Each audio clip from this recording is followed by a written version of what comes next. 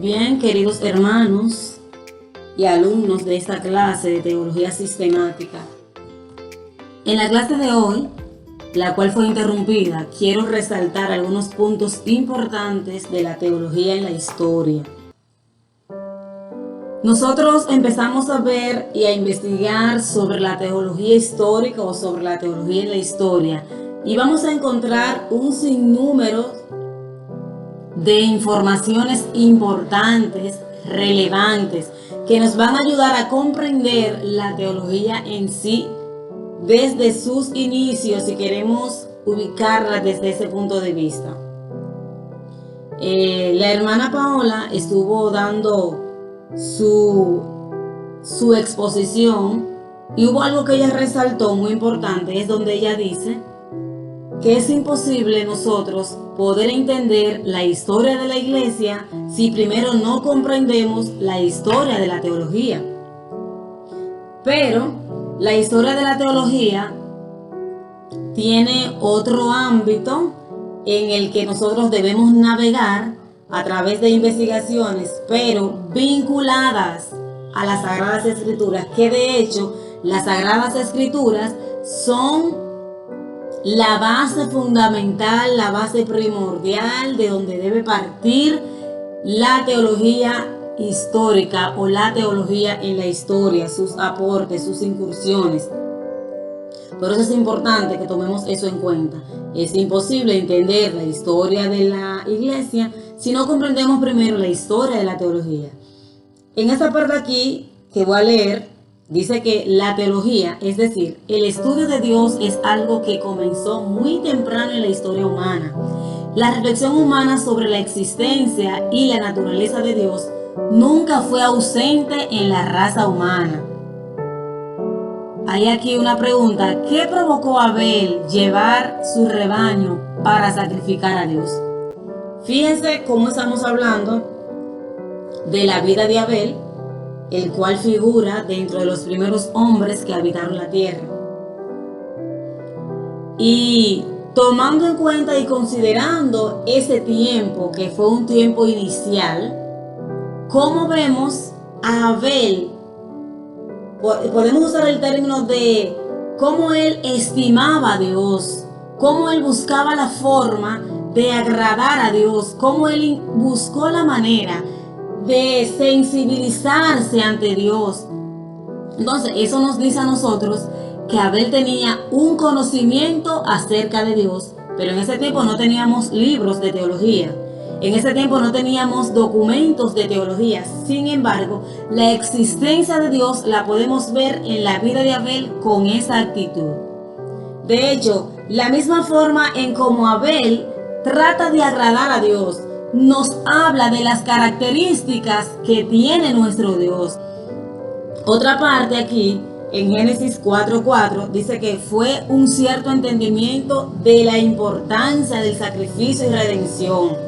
O sea, ya ahí estamos viendo a un Abel que está manifestando un entendimiento acerca de nuestro Dios. Por eso les dije en un principio que la actitud de Abel nos habla de la existencia de Dios, nos habla también de las características de Dios, porque sabiendo nosotros, designios de los pensamientos del hombre son de continuo al mal. Sin embargo, aquí vemos un ser humano con capacidades especiales, con un entendimiento especial, diferente al pensamiento de Caín.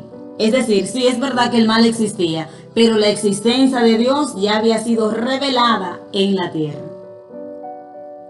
Hay una parte aquí que dice: ¿cómo pude no caminar con Dios?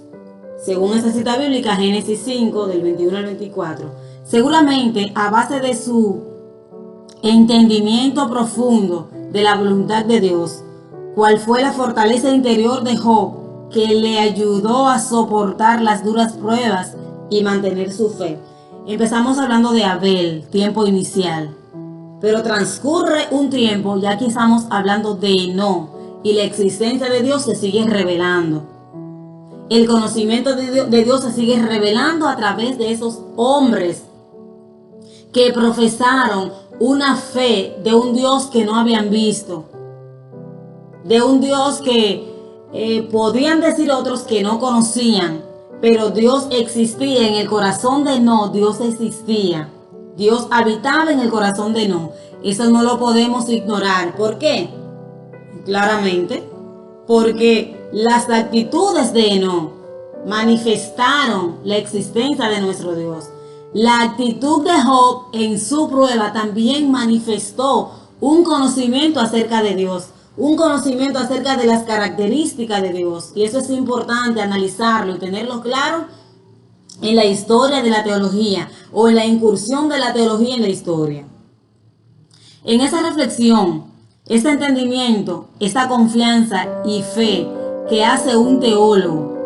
Sabemos que un teólogo es una persona que se dedica al estudio de la teología. La teología es el conocimiento acerca de Dios. Pero los grandes teólogos son los que vinieron después en la historia. La composición del Pentateuco fue un acto sumamente teólogo o teológico, un acto que es atribuido al mismo Moisés. Ya hablamos de Abel, pasamos por Enoc, mencionamos a Job, ahora vamos con Moisés. Fíjense cómo ha transcurrido tiempo. De hecho, podemos también aquí ver generaciones distintas, porque la generación de Abel no es la misma generación de Job. Entonces, ahí podemos ver cómo de generación en generación la teología ha hecho aportes importantes que podemos verlo a través de la fe de esos grandes hombres.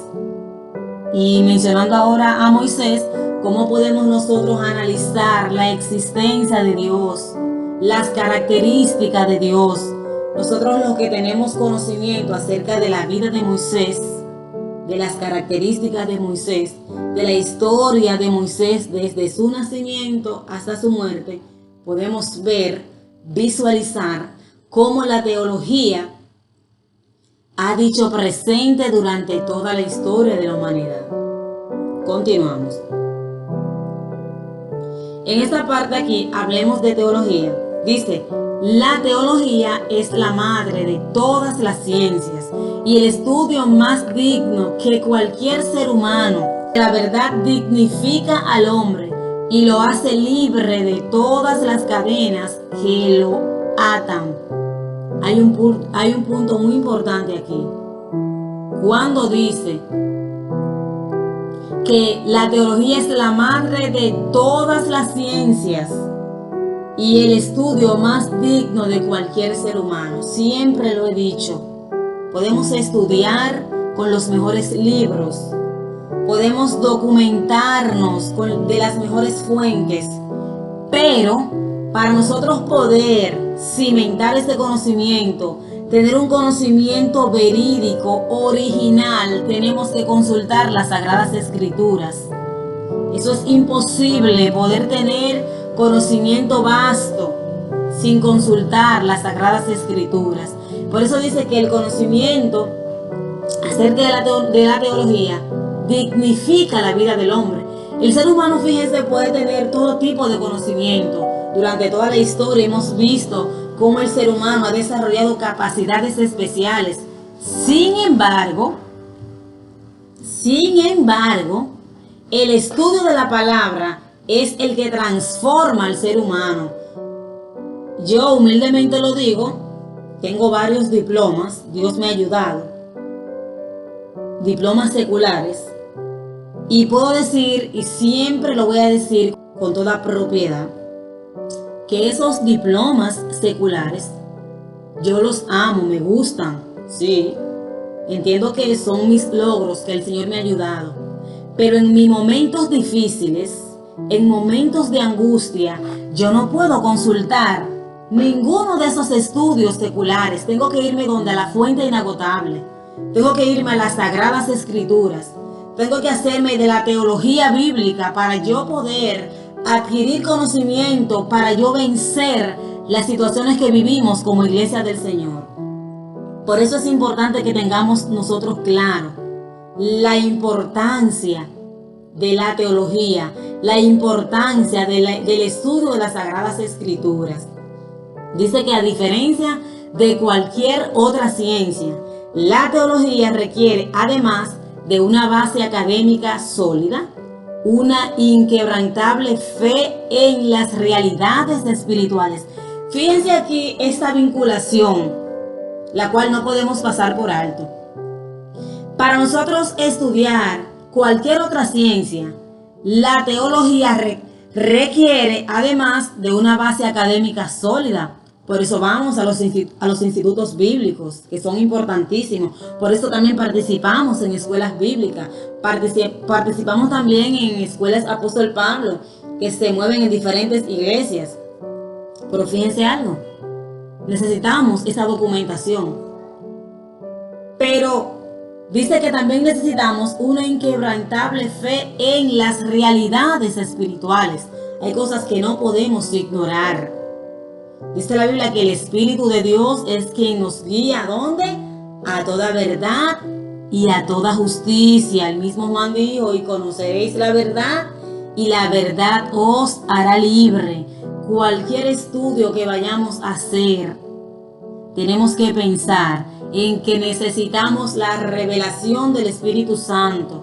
Necesitamos documentarnos de esa fuente inagotable, que es la palabra del Señor. El último párrafo nos dice: existen diferentes niveles en la reflexión teológica, en los cuales el teólogo puede moverse en su intento por conocer a Dios y su universo. Sin duda que el nivel de conocimiento estará supeditada siempre al contexto social, político, económico y cultural de un teólogo, pues no puede conocerse a Dios lejos de la realidad de donde se vive. Fíjense cómo Abel manifestó conocer a Dios, y no solamente conocerlo, manifestó que amaba a Dios, que servía a Dios de corazón desde la generación donde le tocó vivir, desde el ambiente donde le tocó vivir. Fíjense cómo él manifiesta su amor hacia Dios usando los recursos que él tenía en su medio ambiente, lo que él conocía. Por eso podemos ver eso de una manera integral. Por eso se menciona aquí el contexto social, político, económico y cultural del teólogo, de la persona que conoce a Dios, que enseña sobre Dios. Todo eso va incluido. Vamos a pasar ahora a estos puntos que yo quise resaltar en la clase de hoy. Dice realidades que no debemos ignorar en la historia de la teología. Punto número 1. Los estudios teológicos son importantes, pero la revelación divina es imprescindible. En Hechos capítulo 4, verso 13, ya hablando de otra generación, fíjense cómo estábamos hablando de personas que manifestaron la teología a través de la historia, pero en los tiempos antiguos, en el Antiguo Testamento, empezando desde Abel hasta Moisés.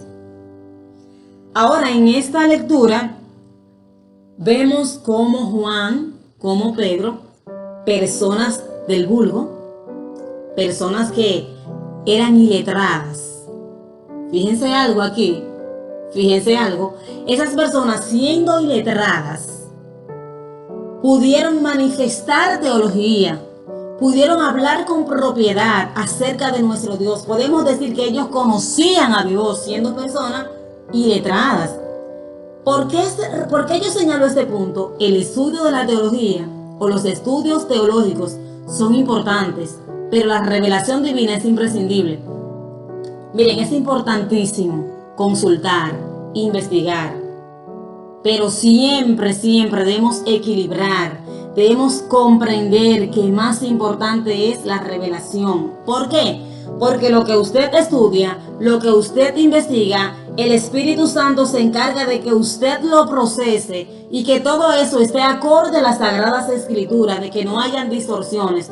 De hecho, nosotros sabemos que existen religiones falsas que han salido de una mala interpretación bíblica. Y ese es el trabajo de la revelación del Espíritu de Dios en nuestras vidas.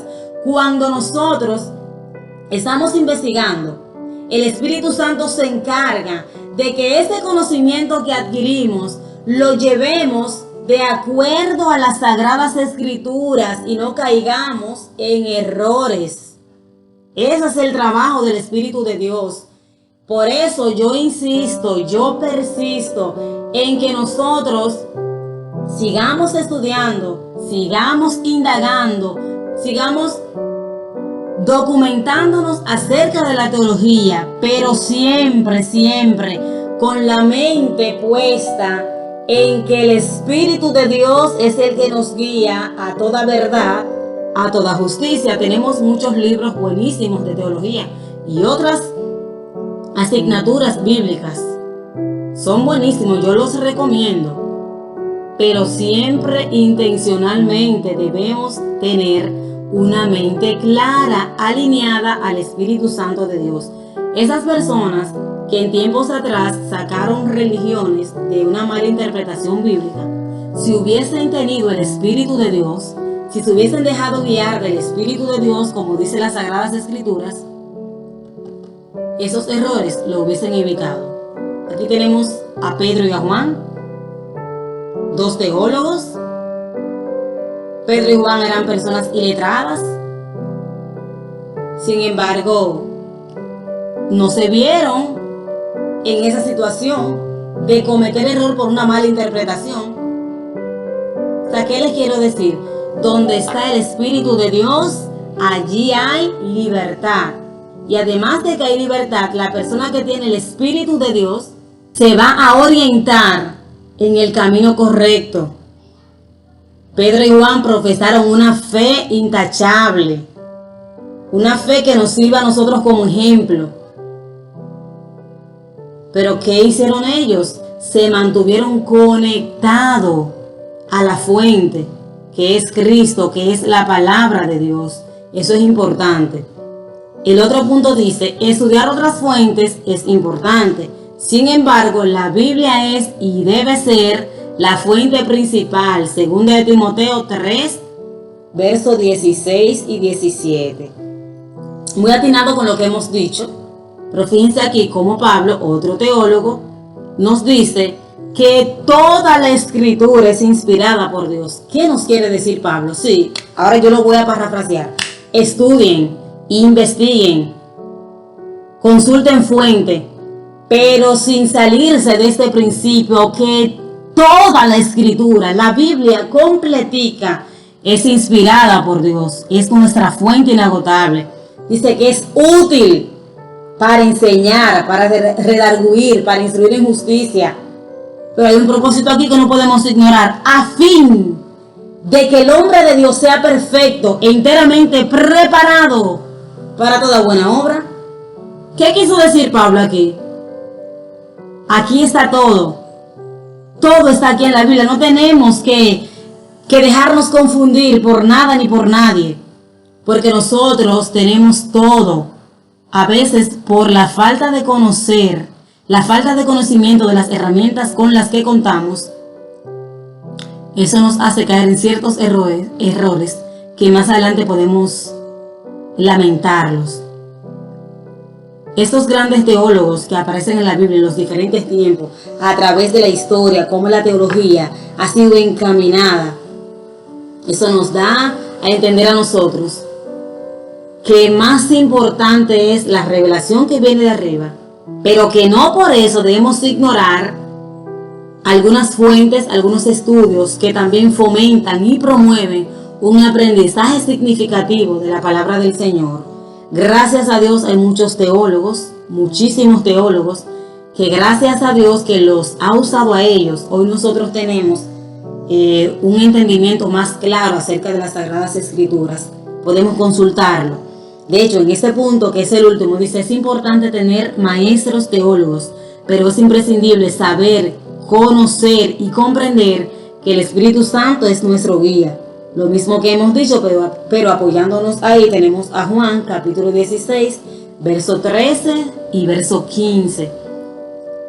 Es importante hacer reuniones para nosotros discutir, socializar. Eso es enriquecedor. Es una técnica que no falla, una estrategia que es infalible.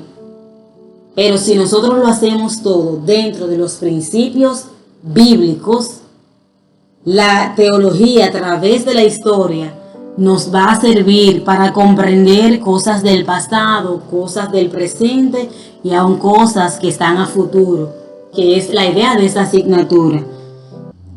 Hermanos, que Dios les bendiga. Yo espero que la clase de hoy les haya ayudado en todo. Recuerden hacer sus comentarios en este video de acuerdo a lo que han entendido. Y nada, que el Señor les bendiga, que Dios bendiga su casa y todo lo que les pertenece. Bye bye.